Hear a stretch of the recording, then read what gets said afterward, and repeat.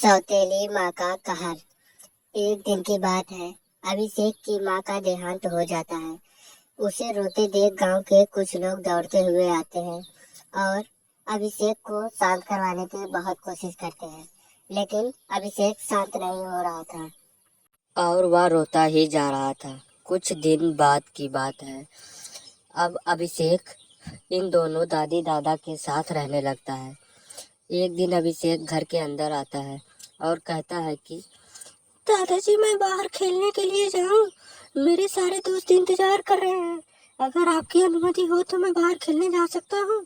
इतना कहकर अभिषेक बाहर खेलने के लिए चला जाता है और फिर उसके दादी दादा आपस में बातें करने लगते हैं।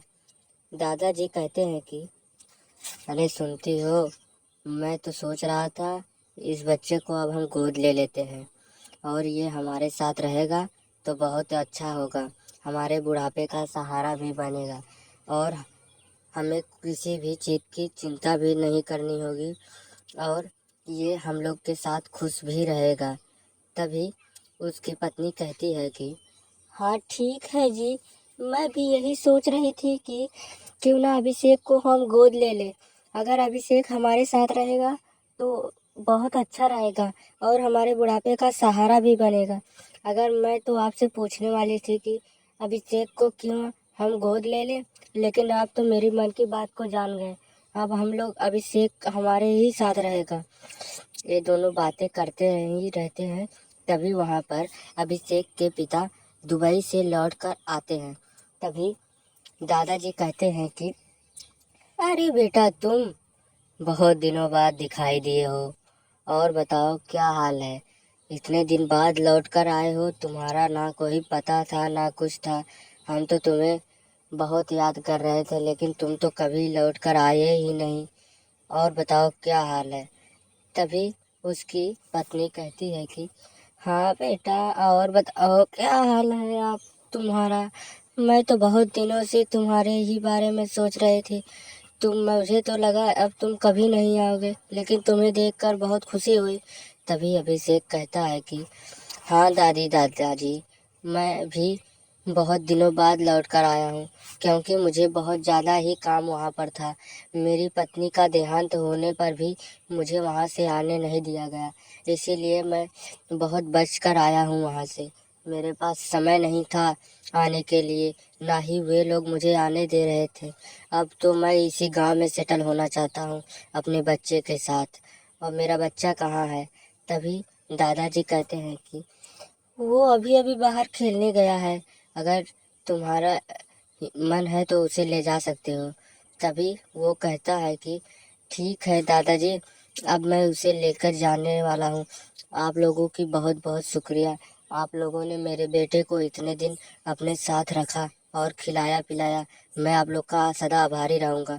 तभी वो अभिषेक के पिता अभिषेक को लेने के लिए घर से बाहर की ओर चले जाते हैं और इधर दादाजी की पत्नी बहुत ज़्यादा रोने लगती है। अभिषेक के जाने की दुखी में ये बहुत ही रो रहे थे और दादाजी बहुत शांत करवाने की कोशिश कर रहे थे। दादी जी को शांत नहीं हो रही थी और यहाँ पर अभिषेक अपनी फ्रेंड के साथ खेल रहा था। तभी उसके पिताजी वहाँ पर पहुँचते हैं और अभिषेक अपने पिता को देखकर कहता है, पापा पापा, आप इतने दिन बाद दिखाई दिए, यहाँ कैसे आना हुआ। तभी उसके पापा कहते हैं कि बेटा, मैं बहुत दिनों बाद आया हूँ। मुझे टाइम नहीं थी आने के लिए। माँ के मर जाने पर भी तुम्हारे मैं नहीं आ पाया। अब तुम मेरे साथ चलो। इतना कहकर अभिषेक अपने बेटे को लेकर अपने साथ गांव की ओर निकल पड़ता है और फिर गांव से होते हुए अभिषेक अपने घर पे धीरे धीरे जाने लगता है। घर के अंदर अभिषेक जैसे ही जाता है तो वहाँ पर देखता है एक लड़की खड़ी थी। अभिषेक अपने पिता से कहता है। तभी उसके पिता कहते हैं कि बेटा, यही तुम्हारी माँ है। अब इसी के साथ तुम्हें रहना है और तुम्हें यही खाना देगी। तुम्हारा कपड़ा भी यही कचारेंगे और तुम्हारी माँ भी यही है। तुम इन्हें अपनी माँ कहकर बुला सकते हो। अगर तुम्हें कोई भी दिक्कत हो, परेशानी हो, तो तुम अपने दूसरी वाली माँ से कह सकते हो। तभी उसके माँ कहती है कि हाँ बेटा, अब से तुम जो कहोगे तो मैं करूँगी। तुम्हारा सारा ख्याल भी मैं ही रखूँगी। तुम्हें स्कूल जाने के लिए भी तैयार कर दूँगी, तुम्हें खाना भी खिलाऊँगी, तुम्हारा कपड़ा भी कचारूँगी, सारा तुम्हारा काम मैं माँ की तरह करूँगी। तभी अभिषेक के पिता बाहर घूमने चले जाते हैं और अभिषेक अपनी माँ से कहता है कि माँ, मुझे बहुत तेजी से भूख लगी है, क्या तुम मुझे खाना दोगी? तभी उसकी माँ कहती है कि भाग जा यहाँ से, नहीं तो तुझे बहुत मारूंगी। मैं तेरे बाप की नौकरानी नहीं जो तू मुझसे खाना मांग रहा है। जाकर अपने पिता से खाना मांग। अगर तू दोबारा मुझसे खाना मांगा ना तो तुझे बहुत मारूंगी, जा यहाँ से। तभी अभिषेक रोने लगता है और बहुत तेजी से रोने लगता है। उसकी दूसरी माँ घर के अंदर जाती है और झाड़ू लेकर आती है और अभिषेक के पास जाती है और अभिषेक को झाड़ू से बहुत मारती है। अभिषेक डर जाता है। उसके बाद अभिषेक डर से बाहर की ओर भागने लगता है। बाहर जाने के बाद अभिषेक एक पेड़ के पास बैठकर रोने लगता है। तभी उसके पापा जी वहाँ पर आ जाते हैं और अभिषेक को शांत करवाने की बहुत कोशिश करते हैं। कहते हैं शांत हो जाओ बेटा, क्या हुआ? तुम्हें किसी ने कुछ कहा? तुम्हें पैसे की ज़रूरत है तो मैं दे दूँगा, शांत रहो। और अभिषेक तभी खड़ा होता है, अपने पिताजी से कहता है कि पापा पापा, मुझे नई वाली मम्मी ने बहुत मारा झाड़ू से। मैंने उनसे सिर्फ खाना मांगा था, लेकिन उन्होंने तो मुझे झाड़ू मार दिया। मुझे इतना मारा, पूरे शरीर में दर्द हो रहा है। मैं वहाँ से कैसे भी करके बचकर यहाँ पर भाग आया।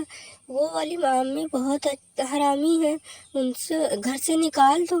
तभी अभिषेक अपने पिता के साथ घर के अंदर चला जाता है और अभिषेक बहुत गुस्से में अपने पत्नी को बुलाता है और अपनी पत्नी को बहुत ज़्यादा देरी तक बुलाने के बाद उसकी पत्नी घर से बाहर की ओर आने लगती है। जैसे ही उसकी पत्नी घर के बाहर आती है और अभिषेक को सामने देखकर कहती है कि अरे क्या हुआ जी, क्यों इतने गुस्से में बुला रहे हो? तुम्हारे पास दिमाग नहीं है? इस समय मैं घर की साफ सफाई कर रही हूँ और तुम दोनों हो के बीच में आकर टांग अड़ा रहे हो। मुझे परेशान मत करो। तभी अभिषेक के पिता कहते हैं कि मैं तुम्हारी सारी सच्चाई जान गया हूँ। तुम सिर्फ हमारे घरों में लूटने के लिए आई हो और अभी इसी वक्त तुम्हें इस घर से अलविदा कहना होगा। तुम मेरे बेटे को जितना भी मारी हो, जो कुछ भी बोली हो, मुझे सब पता चल गया। अगर तुम अभी इस घर से निकल कर नहीं जाओगे तो मैं तुम्हें धक्के मारकर बाहर निकाल दूंगा। इसलिए भलाई तुम्हारे इसी में है कि तुम इस घर से अभी और इसी वक्त बाहर निकल जाओ, वरना बहुत ज़्यादा ही बुरा हो जाएगा। तभी उसकी पत्नी कहती है कि अजी मुझे माफ़ कर दीजिए, मुझसे बहुत बड़ी भूल हो गई। आज के बाद से मैं कभी भी ऐसा ना करूँगी। अगर आपकी इजाज़त हो तो मैं दोबारा इस घर में रह सकती हूँ। अगर मैंने दोबारा कभी भी ऐसी गलती की तो तुम मुझे घर से निकाल देना, तो मैं निकल जाऊँगी। लेकिन मुझे एक बार माफ़ कर दीजिए, मैं दोबारा ऐसी गलती कभी नहीं करूँगी जी। मैं आपसे हाथ जोड़ती हूँ, मुझे एक बार माफ़ कर दीजिए। इस बच्चे का मैं अपनी बच्चे की तरह ख्याल रखूँगी। तभी अभिषेक उसे कहता है कि एक बार तुझे मैं माफ़ कर दे रहा हूँ, दोबारा से नहीं माफ़ करूँगा। अगर ऐसी गलती तुमने दोबारा कभी की तो तुम इस घर से निकल जाओगी। और ये लोग खुशी खुशी